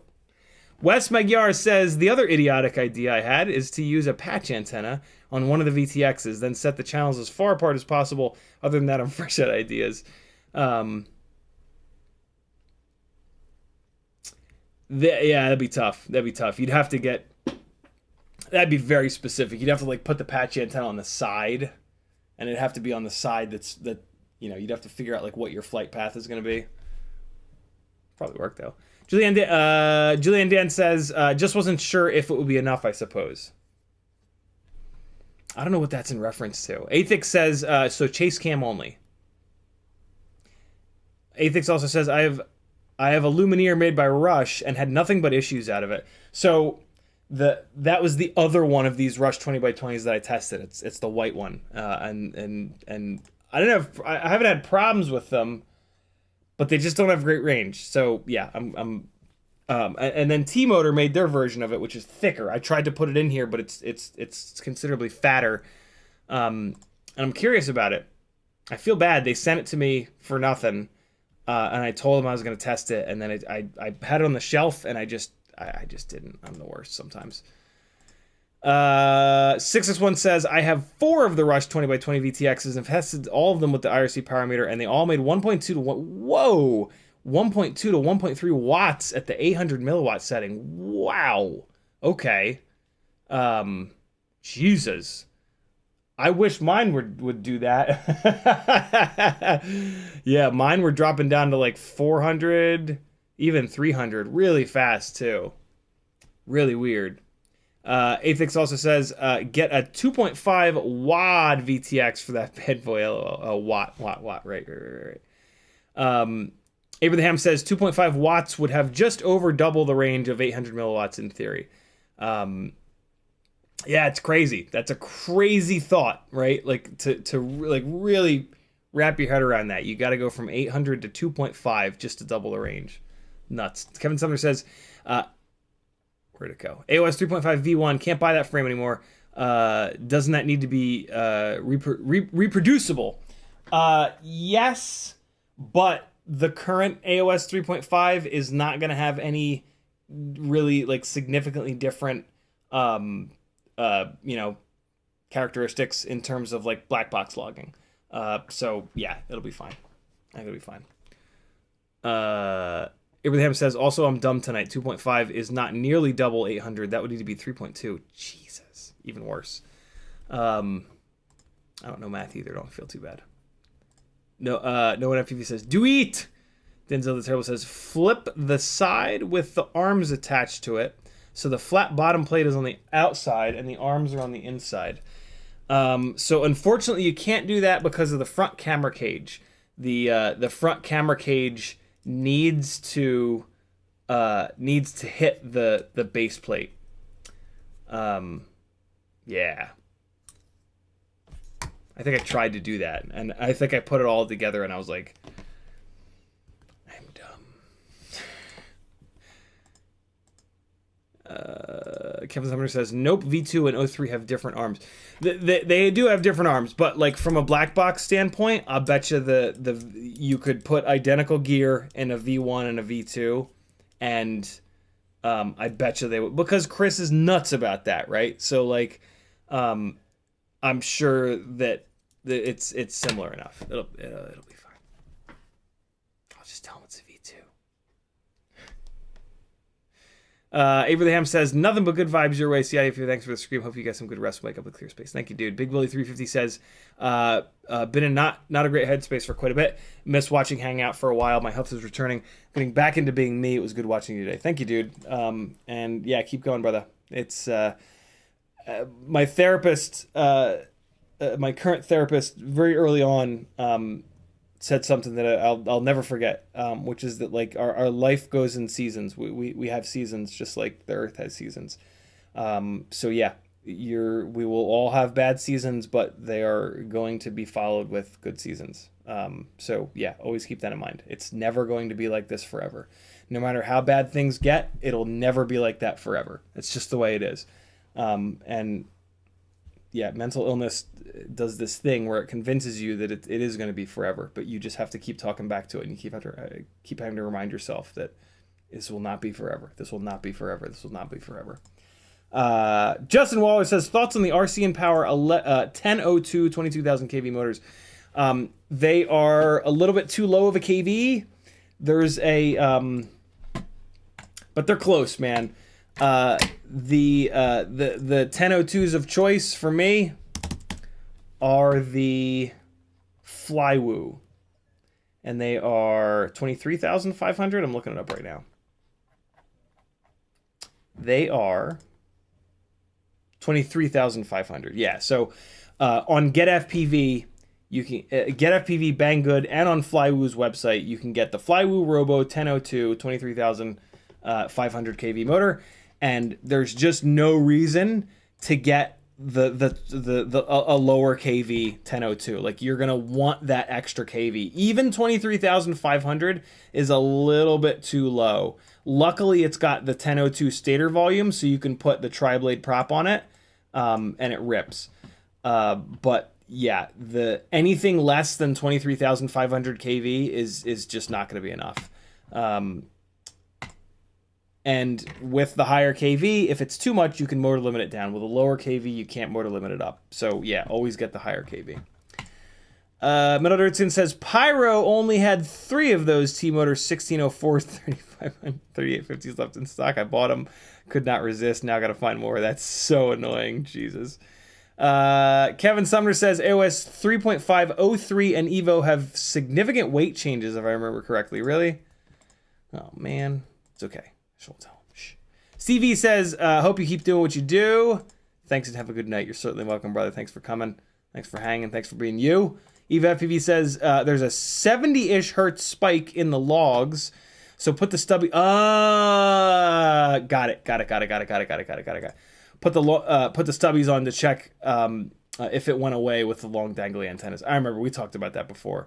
And then Low Dash with the last comment of the live stream. You have any pull with Happy Model? Not even a little bit. I've never talked to anyone over there. Would love to see a cross F4 HD or whatever. Ditch the Max OSD chip. Give us larger pads. B for 5 watt output to handle HD0 whoop light. Yeah, I don't know anybody over there. Just go on like Happy Model's Facebook group and just start posting about that like once a week. That's gonna get more traction than probably anything. I can't believe I just used the word traction. I'm so sorry. I usually do a good job staying away from douchey corporate jargon. Eva FPV says, take care of yourself. Let's hope tomorrow's better. Tomorrow will certainly be better. Every day is better than the one right before it. Love you guys. Be good. Here comes a little bit more flying from that gig from last night in a parking lot. And send you out of here on some copyright-free music from Epidemic Sound. Let's go for something that's... What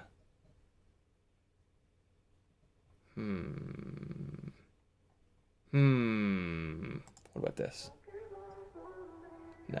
I know that one. No, that ain't gonna fit. Nah, it doesn't work. We'll just do this. This will be fine. Love you guys. Be good. But no, not this song. This song is way played out. Some of these copyright-free songs you've heard 18,000 times. This one works. All right, guys. I'll see you on Wednesday. We'll do something fun, I promise. I actually have a bunch of shit stacked up for Wednesday, so we got some cool stuff coming. Here's some flying. Love you. Be good. Don't do anything I wouldn't do. Be nice to yourself.